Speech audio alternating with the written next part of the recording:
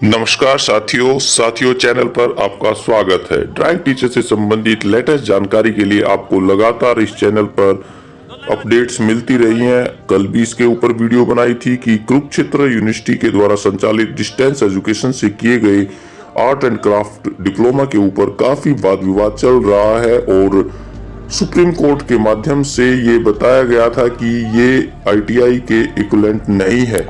उसी के मद्देनजर काफी जो छात्र पास हुए थे एचएसएससी की आर्ट एंड क्राफ्ट की भर्ती में, वो पहुंच गए कुरुक्षेत्र में। जी हाँ, कुरुक्षेत्र यूनिवर्सिटी में। और इन्होंने मांग कर डाली कि आप हमें बताइए, स्टेटस बताइए कि क्या हमारा जो डिप्लोमा है वो बराबर है आईटीआई के, क्योंकि 2006 में जो भर्ती निकली थी उसमें इक्विवेलेंट शब्द डाला गया था कि आईटीआई के इक्विवेलेंट वो होना चाहिए।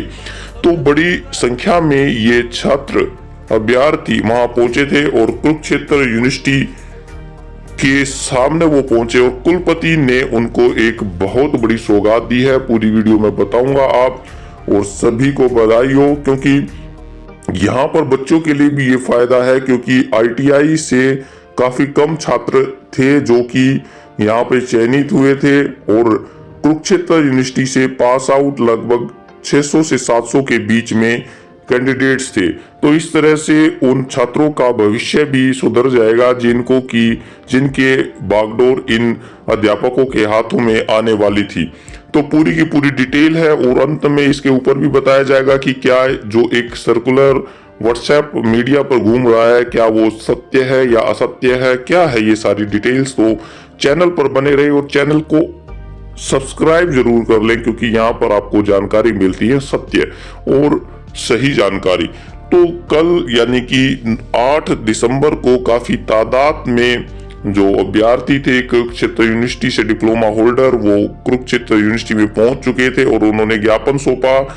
और बात भी सही है कि कुरुक्षेत्र यूनिवर्सिटी A+ यूनिवर्सिटी है, हरियाणा की सबसे पहली बड़ी यूनिवर्सिटी है, और इससे जारी किया गया कोई डिप्लोमा अगर नौकरी देने में समर्थ ना हो तो उसका क्या फायदा। साथियों, किसी भी डिप्लोमे कोर्स डिग्री आदि पे ये नहीं लिखा जाता कि उससे आपको 100% जॉब गारंटी मिलेगी। तो काफी स्टूडेंट ये मांग करते हैं कि इस पे नहीं लिखा गया कि ये टीचिंग के लिए नहीं है, तो ये कहीं पर भी लिखा नहीं जाता।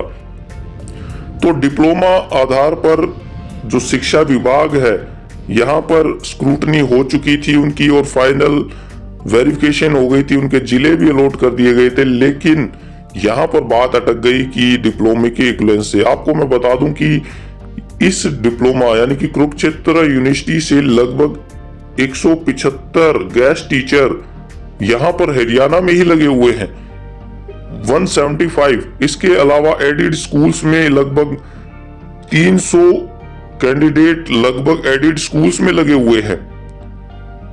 इसके अलावा केवीएस के अंदर भी इसमें लगे हुए हैं, केवीएस केंद्रीय विद्यालयों में लगे हुए हैं और प्राइवेट स्कूल्स में लगे हुए हैं और दूसरे सरकारी डिपार्टमेंट्स में लगे हुए हैं। तो इन सभी के ऊपर ये काफी बड़ी जिम्मेवारी आ गई कि वो अपने परिवार को किस तरह से पालेंगे। तो यहां पर जो CWP 20/623/2006 और 22/2007 के अनुसार हाईकोर्ट ने इसको मान लिया था कि ये समकक्ष है, और इसी के अनुसार 2010 से लेके 2021 तक यहां पर 816 थे, उनमें से काफी संख्या में कुरुक्षेत्र यूनिवर्सिटी के जो टीचर थे वो वर्क कर चुके थे। लेकिन यहां पर 2021 यानी कि जो SLP थी 8670/2007 की 24/11/2021 में इसको आईटीआई के समकक्ष नहीं माना गया। तो 20,000 युवाओं का अंधकार में अब पहुंच गया था। तो ये पूरी डिटेल आपके सामने रखी जा रही है। तो सबसे बड़ी बात है कि KUK ने इसके लिए एक कमेटी गठित की गई और उस कमेटी ने सभी तथ्यों के आधार पर दूरवर्ती शिक्षा निदेशालय से आर्ट एंड क्राफ्ट के डिप्लोमा की डिग्री को समकक्ष माना है। जी हाँ, समकक्ष माना है और इसी आधार पर अधिसूचना भी जारी कर दी है। अधिसूचना भी, एंडोर्समेंट इसको कर दिया गया है, साथ ही इसको आगे डिपार्टमेंट्स में भेज दिया गया है। तो ये जो कुरुक्षेत्र से निकले हुए उन हजारों छात्रों के लिए एक सुखद घड़ी है कि उनका एक स्टेप अभी पूरा हो गया है। लेकिन साथियों, अभी भी ये अधूरा है, क्योंकि अभी भी काफी लंबी लड़ाई आपको लड़नी है।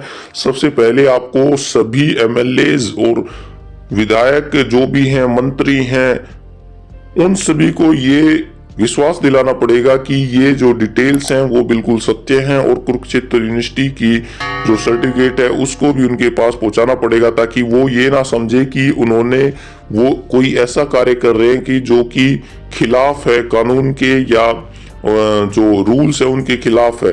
तो अगर वो उसको 100% सही मानेंगे तो वो उस बात को और आगे रख पाएंगे। तो मैं आपको दिखा देता हूं कि जो ये यहाँ पर कुरुक्षेत्र यूनिवर्सिटी का जो ये सर्टिफिकेट है एंडोर्स किया हुआ, ये दिया गया है, और यहाँ पर क्लियर कट इसमें कहा गया कि ये इक्विवेलेंस है आईटीआई और कुरुक्षेत्र यूनिवर्सिटी का। थोड़ा धुंधला हो सकता है, लेकिन यही अवेलेबल हो रहा है अभी क्लियर।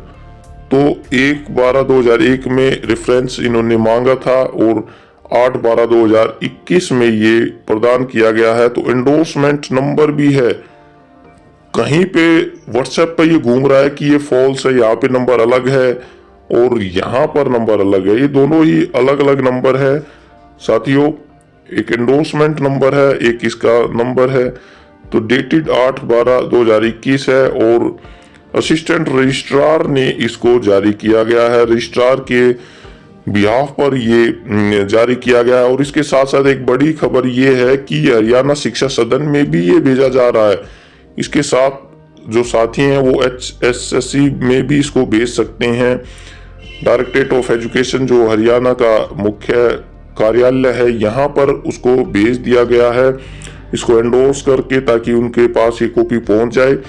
तो बहुत बहुत शुभकामनाएं सभी के लिए। और ITI वाले इससे नाराज ना हो साथियों, क्योंकि हमारा संविधान भी समानता का अधिकार देता है। आप समान आइए, आप टेस्ट में बैठिए सभी, और इक्वल है समान संविधान के सामने, और आप टेस्ट में जो भी पास होगा उसको अपॉर्चुनिटी मिलेगी। आपको पता है कि 816 को हटा दिया गया था। अब उनके साथ क्या जस्टिस हुआ, इनजस्टिस हुआ, इसके ऊपर हम बहस नहीं करेंगे। लेकिन उनकी भी लंबी सेवाएं, 11 साल तक उन्होंने लंबी सेवाएं दी हैं, और वो भी एडजस्टमेंट के लिए दर बदर घूम रहे हैं। तो ऐसी चीजें अगर अब इन जो नव निर्वाचित हुए हैं, चयनित, अगर इनके साथ भी ऐसा ही हो जाए तो वो परिवार में कैसे जाएंगे। और बहुत सारे साथी तो ऐसे हैं जो कि पहले भी लगे हुए थे और दोबारा से इसमें चयन हो गया, तो उनकी मेहनत, उनकी 11 साल का एक्सपीरियंस तो बेकार जा रहा है। तो थोड़े से लालच में आप ना रहें और इसको आगे होने दें। और ये भी काफ़ी स्टूडेंट कैंडिडेट्स ये कहते हैं कि अगर यहाँ पर ये KUK वाले नहीं लग पाए, क्योंकि जो कि संख्या बल में ज़्यादा है, तो हो सकती है कि सरकार इसको निरस्त कर दे, क्योंकि बहुत कम वैकेंसीज ही यहाँ पर भर पाएंगी और ये सारी वैकेंट रह जाएंगी। क्योंकि मैक्सिमम बोर्ड ने जो मिनिमम से मिनिमम मार्क्स लिए हुए थे, यानी कि 90 जो मिनिमम थे कैटेगरी में, और 50 जो 100 मार्क्स थे आपके जर्नल में, उन सभी के लगभग इंटरव्यू उन्होंने कर दिए हैं, और 13 तारीख को भी कुछ इंटरव्यू हैं। तो यहाँ पर आप देखें कि इस भर्ती को पूरा हो जाने दीजिए, नहीं तो पुरानी भर्तियों की तरह ये भी कोर्ट के केसेस में लटक जाएगी।